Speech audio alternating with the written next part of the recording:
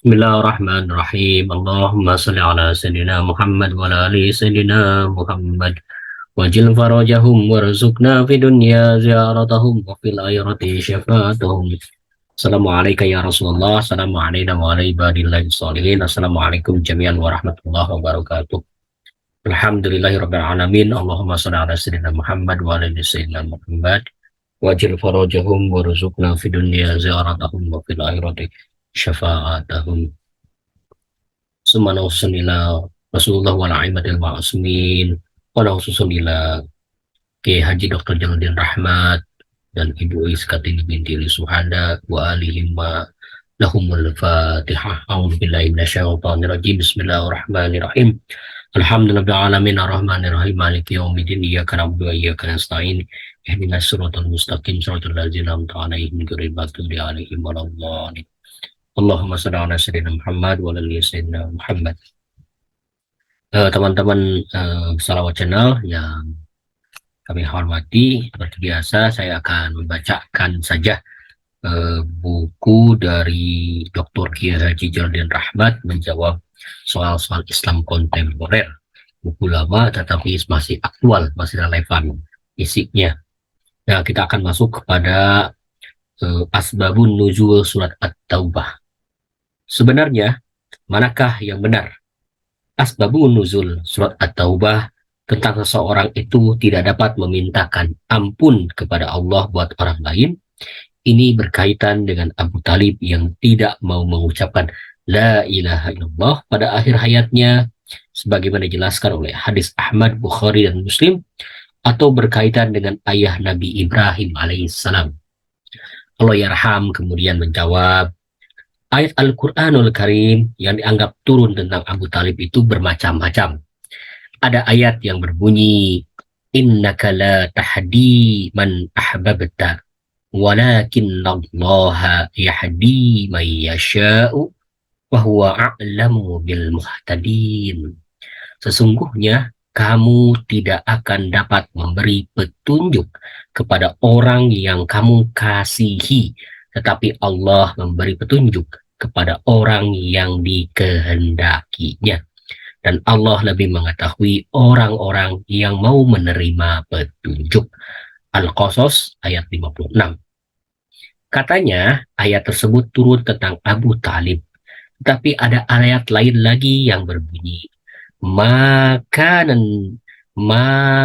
linabiyyi wallazina amanu ayyastaghfiru lil musyrikina walau kanu uli kurba min ba'di ma tabayyana lahum annahum ashabul jahim.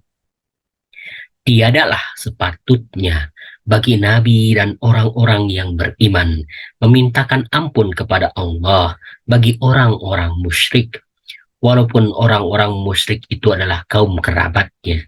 Sesudah jelas bagi mereka bahwasanya orang-orang musyrik itu adalah penghuni neraka Jahanam. At-Taubah 113.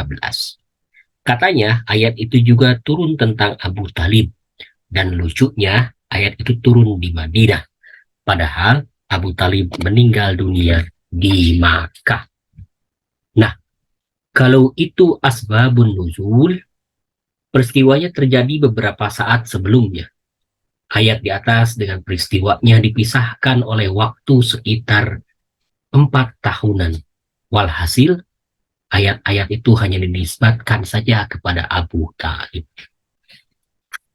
Selanjutnya, asbabun nuzul ayat Abasha wa tawalla. Bagaimana dengan asbabun nuzul yang mengatakan bahwa Nabi pernah ditegur ketika berpaling dari Ibnu Umi Maktum, sehingga turunlah ayat Abasa wa tawalla. Allah yarham menjawab, saya termasuk yang mempercayai bahwa hadis yang menisbahkan yang bermuka masam dan berpaling itu kepada Rasulullah SAW adalah hadis yang daif, yang tidak bisa saya terima. Abasa wa tawalla-nya memang betul ayat Al-Quran. Dia bermuka masam dan berpaling.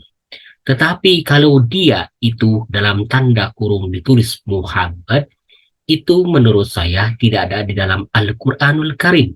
Itu hanya ada di dalam hadis. Diriwayatkanlah sebuah hadis bahwa Nabi pernah bermuka masam dan berpaling karena datang orang buta yang menemuinya. Saya tidak percaya bahwa Nabi bermuka masam dan berpaling karena datang orang kecil menghadapnya. Bukankah Rasulullah Shallallahu Alaihi Wasallam adalah orang yang sangat mencintai orang-orang kecil? Rasulullah Shallallahu Alaihi Wasallam adalah orang yang sangat berakhlak mulia. Dan sebelumnya telah turun ayat Al-Quranul Karim yang mengingatkan baginda Nabi Muhammad SAW, wa innaka la'ala khuluqin azim. Dan sesungguhnya kamu, wahai Muhammad, benar-benar berbudi pekerti yang agung. Al-Qalam ayat 4. Ayat ini turun sebelum Abasa wa Tawalla. Ayat ini turun sebelum Abasa wa Tawalla.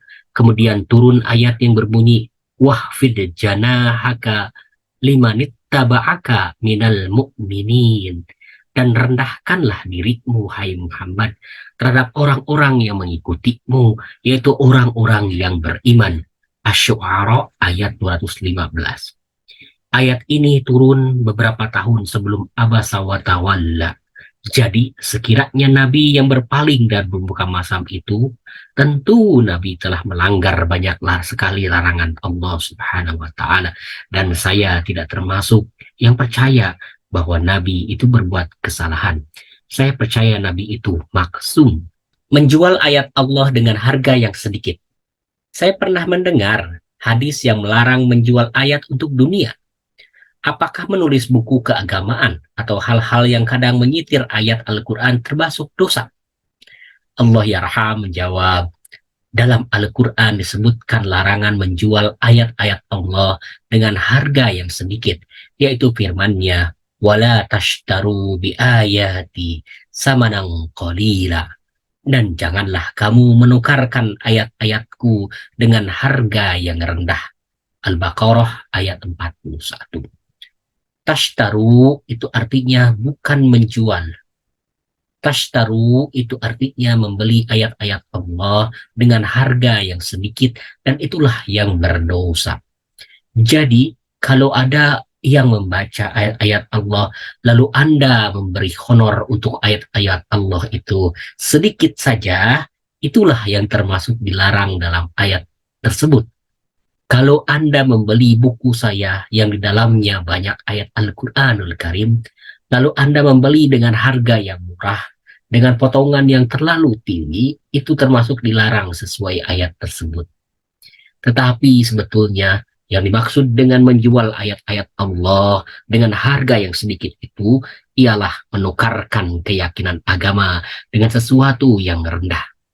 Yang dimaksud dengan menjual ayat-ayat Allah dengan harga yang sedikit itu ialah menukarkan keyakinan agama dengan sesuatu yang rendah.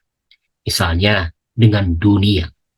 Untuk kepentingan dunia, Anda rela melanggar ayat-ayat Allah. Fama robihat tijaratuhum wama kanu muhtadin. Maka tidaklah beruntung perniagaannya dan tidaklah mereka mendapat petunjuk. Al-Baqarah ayat 16. Jadi, itu menjual iman dengan harga yang sedikit. Justru kata Rasulullah SAW, yang paling baik ialah memberi upah kepada yang membaca Al-Quran. Kasihan para da'i yang sudah dibayar murah, disebutkan pula bahwa kalau diberi upah berdosa. Terima kasih. Wassalamualaikum warahmatullahi wabarakatuh. Mudah-mudahan bermanfaat. Aku qouli hadza wa astaghfirullah li wa lakum wa ma taufiqi illa billah. Alaihi tawakkaltu wa ilaihi unib. Ala nabi wa alihi salawat. Allahumma shalli ala sayyidina Muhammad wa ala alihi sayyidina Muhammad. Allahumma shalli ala sayyidina Muhammad wa ala alihi sayyidina Muhammad.